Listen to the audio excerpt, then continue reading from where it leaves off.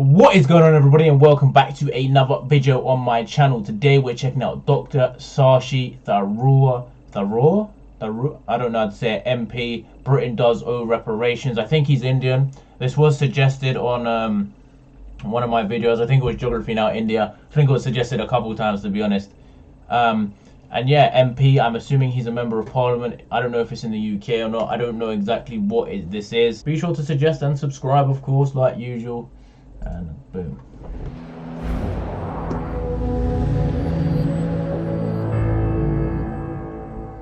Madam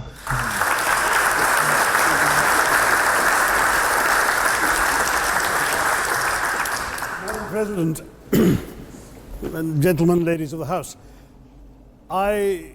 standing here with 8 minutes in my hands and at this venerable and rather magnificent institution, I was going to assure you that I belong to the Henry VIII School of Public Speaking. That, as Henry VIII said to his wives, I shall not keep you long. But now finding myself the seventh speaker out of 8 in what must already seem a rather long evening to you, I rather feel like Henry VIII's last wife. I more or less know what's expected of me, but I'm not sure how to do it any differently. Perhaps what I should do is really try and pay attention to the arguments that were advanced by the opposition today. We had, for example, Sir Richard Ottaway challenging the very idea that it could be argued that the economic situation of the colonies was actually worsened by the experience of British colonialism. Well, I stand to offer you the Indian example, Sir Richard. India's share of the world economy when Britain arrived on its shores was 23%. Wow. By the time the British left, it was down to below 4%. Why? Simply because India had been governed for the benefit of Britain. In Britain's rise... Yeah, that's true. In all colonies and stuff like that, if someone controls your country, it's always going to be for the benefit of themselves. They're not going to look out for the people. I'm assuming, like, all the benefits would go to the UK. You know, they would take your exports, obviously, or, you know, they'd take all the good things you produce. They'd probably pay you a little bit for it, but they'd probably pay a lot under market value, get good deals for themselves. And while Britain probably prospered very, very highly, the colonies probably dipped because they couldn't control their own country. They couldn't control their imports, exports, whatever. So yeah. 200 years was financed by its depredations in India. In fact, Britain's industrial revolution was actually premised upon the deindustrialization of India. The handloom weavers, for example, famed across the world, whose products were exported around the world, Britain came right in. There were actually these weavers making fine muslin, light as woven air, it was said. And Britain came right in, smashed their thumbs, broke their looms, imposed tariffs and duties on their cloth and products, and started, of course, taking the raw materials from India and shipping back manufactured cloth, flooding the world's markets with what became the products of the dark and satanic mills of Victorian England. That meant that the weavers in India became beggars, and India went from being a world-famous exporter of finished cloth into an importer, went from having 27% of world trade to less than 2%. Meanwhile, colonialists like Robert Clive bought their rotten boroughs in England on the proceeds of their loot in India, while taking the Hindi word loot into their dictionaries as well as their habits.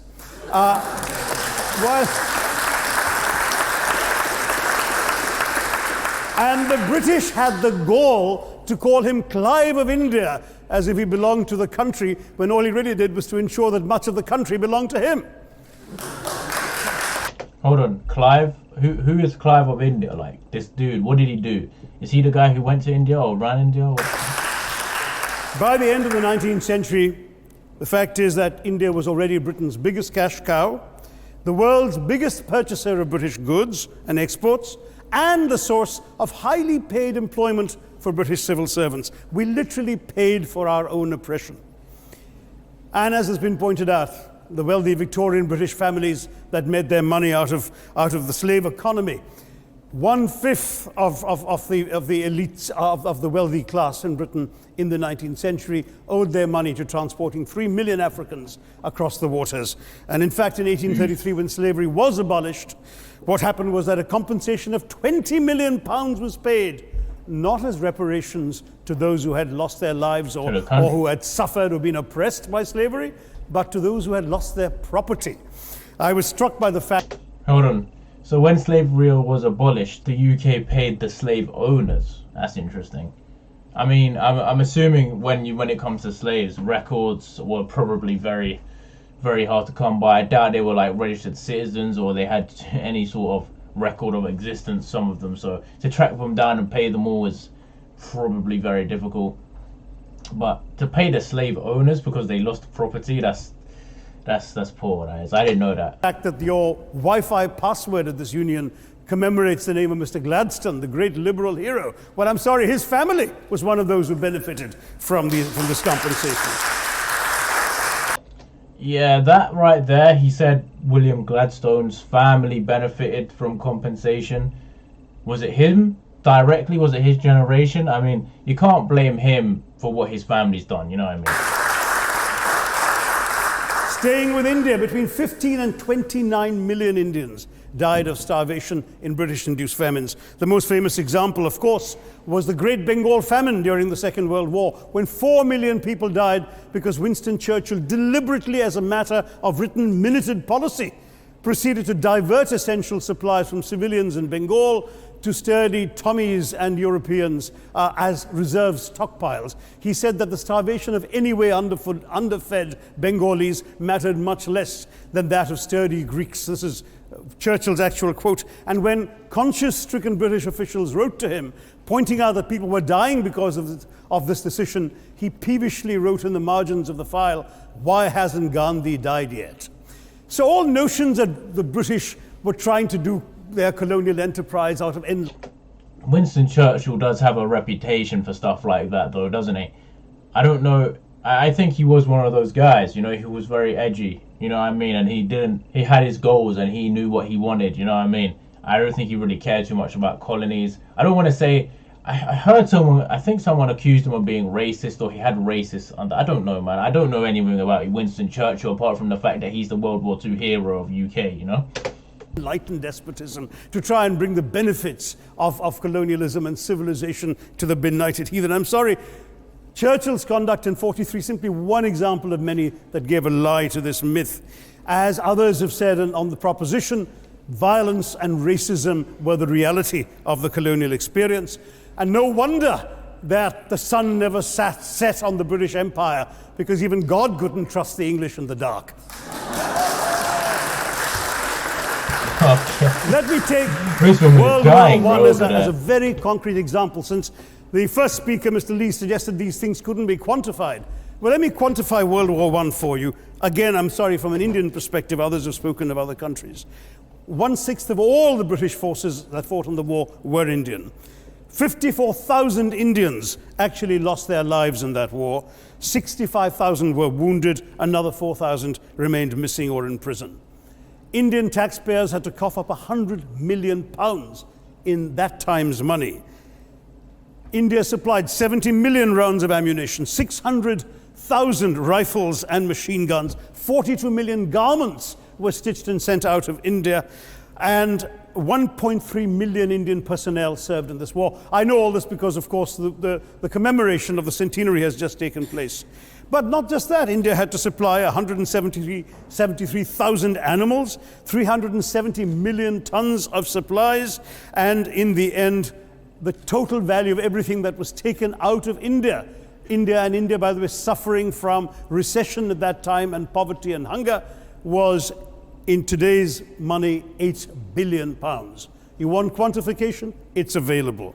Second World War, it was even worse, 2.5 million Indians in uniform. I won't belabor the point, but of Britain's total war debt of £3 billion, in 1945 money, 1.25 billion was owed to India and never actually paid. Somebody mentioned Scotland. Well, the fact is that colonialism actually cemented your union with Scotland. You know, the Scots had actually This girl at the back, she looks so bored. These guys have been tried here to forever. send colonies looks like out Michael Essien. before 1707. They'd all failed, I'm sorry to say. But then, of course, came union, and India was available, and there you had a disproportionate employment of Scots. I'm sorry, Mr. Mackenzie has to speak after me. Engaged in this colonial enterprise as soldiers, as merchants, as agents, as employees, and the earnings from India is what brought prosperity to Scotland, even pulled Scotland out of poverty. Now that India is no longer there, no wonder the bonds are loosening. Now, we've heard other arguments on this side. There's been a mention of the railways. Well, let me tell you, first of all, as my colleague, the Jamaican High Commissioner, has pointed out, railways and roads were really built to serve British interests and not those of the local people. But I might add that many countries have built railways and roads without having had to be colonized in order to do so.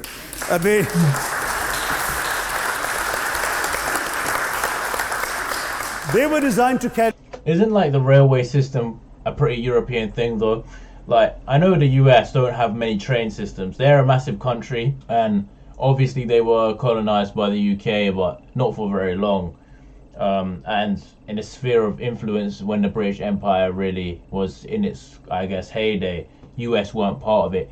So the US don't actually have many rail systems, from what I've heard. Like, you can't really travel cross country on public transport in the US. And I think a lot of, especially Europe, has a lot of public transport and train systems. So I think that a benefit of being part of it would have been railway systems in India, I guess. Carry raw materials from the hinterland into the ports to be shipped to Britain.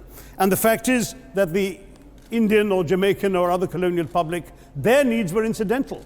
Transportation, there was no attempt made to match supply to demand for mass transport, none whatsoever. Instead, in fact, the Indian railways were built with massive incentives offered by Britain to British investors, guaranteed out of Indian taxes paid by Indians, with the result that you actually had 1 mile of Indian railway costing twice what it cost to build the same mile in Canada or Australia, because there was so much money being paid in extravagant returns. Britain made all the profits, controlled the technology, supplied all the equipment, and absolutely all these benefits came as private enterprise, British private enterprise, at public risk, Indian public risk. That was the railways as an accomplishment. We're hearing about aid. I think it was again Sir Richard Ottaway mentioned British aid to India. Well, let me just point out that British aid to India is about 0.4% of India's GDP. The government of India actually spends more on fertilizer subsidies, which might be an appropriate metaphor for that argument. If I may point out as well,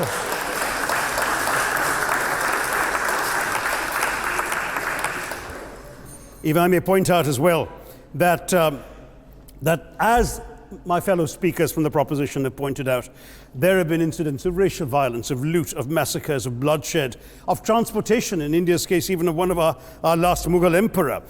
Yes, maybe today's Britons are not responsible for some of these depredations, but the same speakers have pointed with pride to their foreign aid. You're not responsible for the people starving in Somalia, but you give them aid. Surely the principle of reparations for the wrongs that have been done cannot be denied. It's been pointed out, for example, the dehumanization of Africans in the Caribbean, the massive psychological damage that has been done, the undermining of social traditions, of property rights, of the authority structures of these societies, all in the interests of British colonialism. And the fact remains that many of today's problems in these countries, including the persistence, in some cases the creation of racial and ethnic and religious tensions, were the direct result of the colonial experience. So there is a moral debt that needs to be paid. Someone challenged reparations elsewhere. Well, I'm sorry, Germany doesn't just give reparations to Israel. It also gave reparations to Poland. Perhaps some of the speakers here are too young to remember the dramatic picture of Chancellor Willy Brandt on his knees in the Warsaw Ghetto in 1970. And there are other examples. There is Italy's reparations to Libya. There's Japan's to Korea. Even Britain has paid reparations to the New Zealand Maoris. So it's not as if this is something unprecedented or unheard of that's going to somehow open some sort of nasty Pandora's box. No wonder Professor Lewis reminded us that he's from Texas. There's a wonderful expression in Texas that summarizes the arguments of the opposition: all hat and no cattle. Now, if I can just quickly look through the other notes I was scribbling while they were speaking, there was reference to democracy and rule of law. Let me say with the greatest possible respect, it's a bit rich to oppress, enslave, kill, torture, maim people for 200 years and then celebrate the fact that they're democratic at the end of it.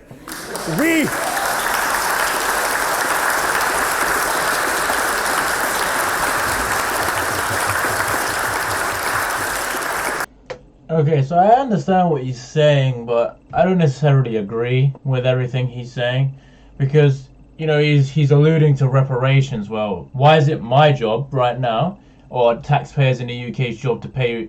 Most likely that's where the money's going to come from, to pay for what ancestors done. You know what I mean?